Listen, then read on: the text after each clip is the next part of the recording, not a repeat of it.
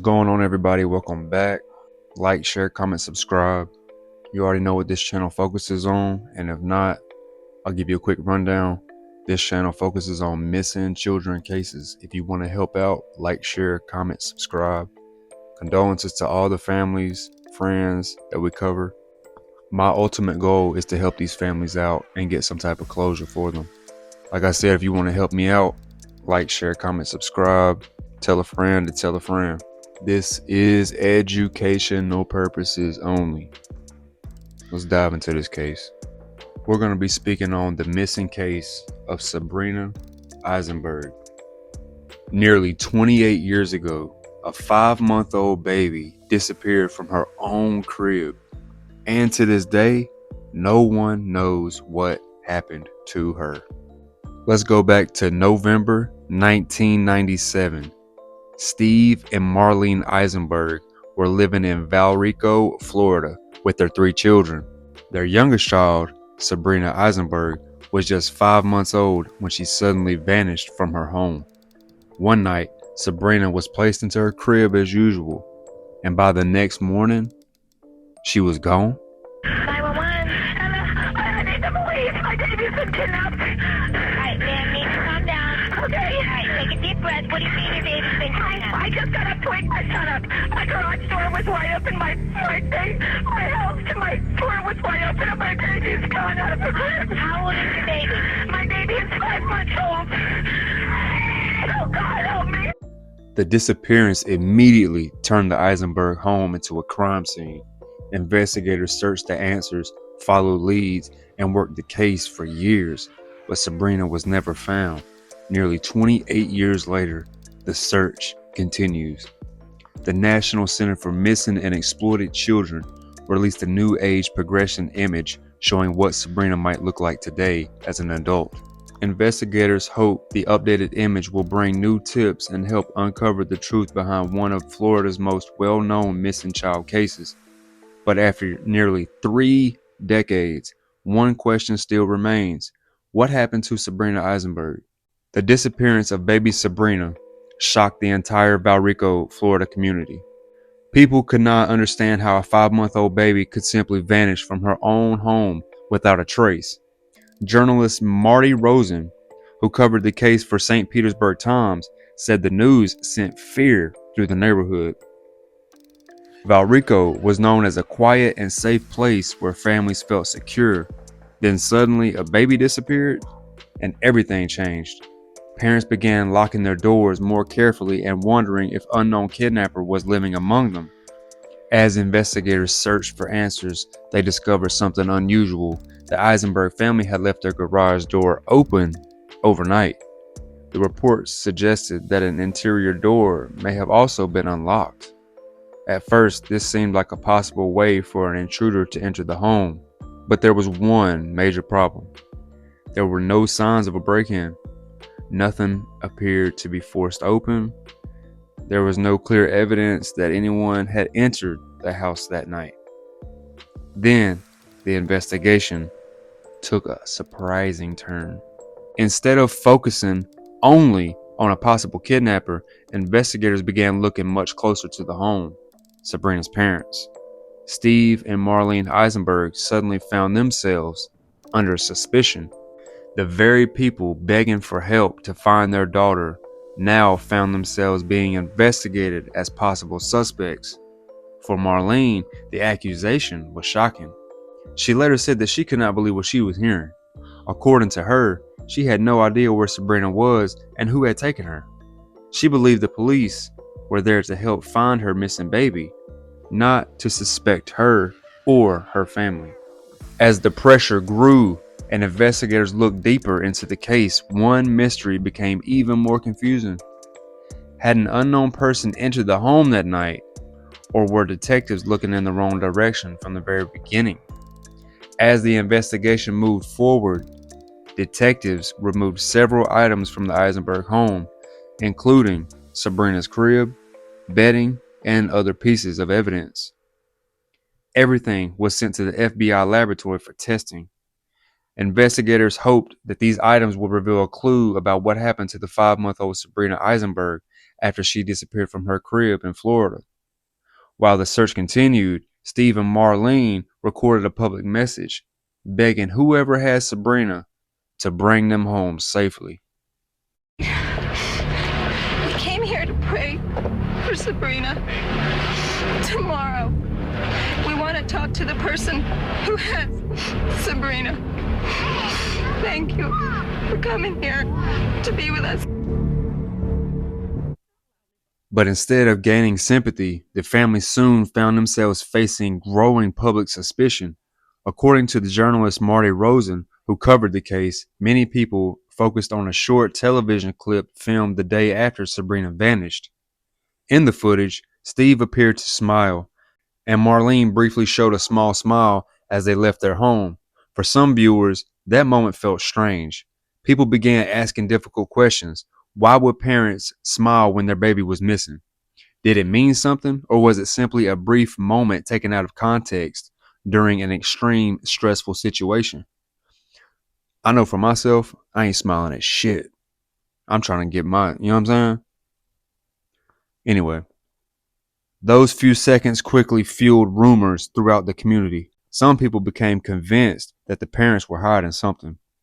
Others believed that they might somehow be connected to Sabrina's disappearance, but suspicion is not proof, and investigators still had no clear answers. As pressure continued to build, Steve and Marlene voluntarily agreed to take a polygraph or a lie detector test. Marlene later said investigators told her that the results were inconclusive. According to her, they explained that this was not unusual because she was emotionally overwhelmed. After all, her baby was gone. With no signs of Sabrina, no suspect, and no solid evidence pointing to what happened inside the home, the mystery only grew deeper. And as the public searched for answers, attention slowly began shifting away from an unknown kidnapper and toward the people who reported Sabrina missing in the first place. The sheriff's office refused to confirm whether Marlene and Steve Aisenberg passed or failed their polygraph tests. That silence only added more tension to an already confusing case. Not long after 5-month-old Sabrina Aisenberg disappeared from her crib in 1997, the family made a serious decision. They hired an attorney. For many people watching this case unfold, this moment raised even more suspicion.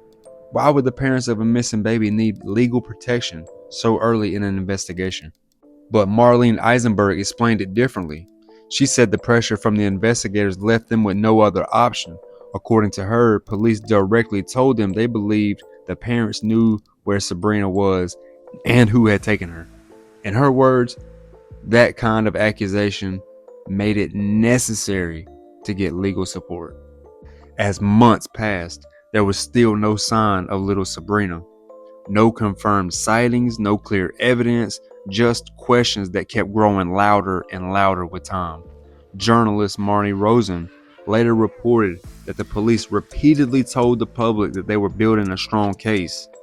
In the early press conferences, investigators suggested that they had important evidence that answers were coming soon. People waited, expecting a breakthrough, but that breakthrough never arrived. According to Rosen, none of the promised evidence was clearly ever shown or explained to the public in a way that answers what happened to Sabrina. Instead, the case remained stuck in uncertainty, a missing baby, a family under suspicion, and an investigation that raised expectations but left the biggest question unanswered. The investigation into 5-month-old Sabrina's disappearance continued to grow more complex as the months passed with no clear answers. Lieutenant Greg Brown of the Hillsborough County Sheriff's Office stated that the most leads kept ending in dead ends. According to him, investigators believed that the answers were still within local community. He also explained that the Aisenbergs had not been fully cleared. While they were not officially listed as suspects due to policy, he said they had not helped investigators in ways that could rule them out completely. From the beginning, the case remained focused on finding who could have entered the home and taken that little girl from her house in 1997. But without solid evidence, theories began to grow on all sides. Marlene Eisenberg believed the answers was simpler and more disturbing. She said that she felt someone entered her home and took the baby, possibly someone who wanted a child or had the motive, like most likely money or, illegal adoption. Steve, on the other hand, also suggested that someone may have been watching their routine, noticing small habits like an unlocked garage or knowledge that a baby lived inside the home. Still, he admitted that everything at that point was only speculation.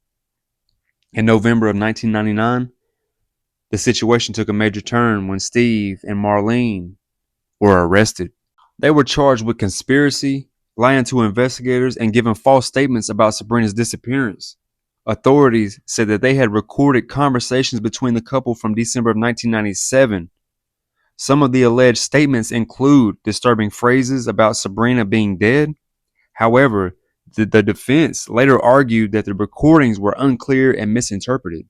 2 years later, a judge dropped all charges, stating that prosecutors had misrepresented the strength of the evidence. The recorded audio was found to be too unclear to support the claims. The U.S. attorney later agreed to reimburse the Aisenbergs for their legal expenses. Even after arrests, accusations, and years of investigation, one question remained unchanged. What really happened to baby Sabrina Aisenberg, and who was responsible for her disappearance? Fast forward to April of 2003, investigators followed a new lead in the disappearance of 5-month-old Sabrina. They looked into a young girl known as Paloma Unknown, who had been abandoned in Mexico years earlier and later raised in Illinois. Because of certain similarities, there was speculation that she could be Sabrina.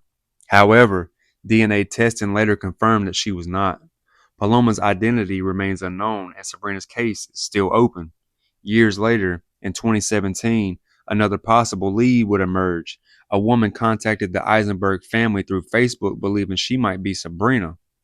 She said she had no records or photos from the first months of her life, and she felt that she resembled the Eisenberg's other children. DNA testing was arranged through the private lab. Around the same time, another woman also came forward with the same claim, and her DNA was tested as well. So far, none of the individuals tested have matched Sabrina Aisenberg. Despite multiple attempts, no confirmed identity or location has been found. The Eisenberg's family has also been submitted to their DNA ancestry databases and other genetic platforms, hoping that one day a match could finally provide answers. Even after many years, new leads continue to surface, but none have resolved the case. Sabrina's disappearance remains one of the most enduring unsolved cases in the U.S. A child vanished without a trace, and decades later, the case remains unanswered. Let me know y'all's thoughts in the comment section. How does a 5-month-old baby disappear out of her crib and nobody, no evidence is ever found? Man, what type of bullshit is this? Let me know y'all's thoughts in the comment section, man. I love y'all. Stay safe. Till next time.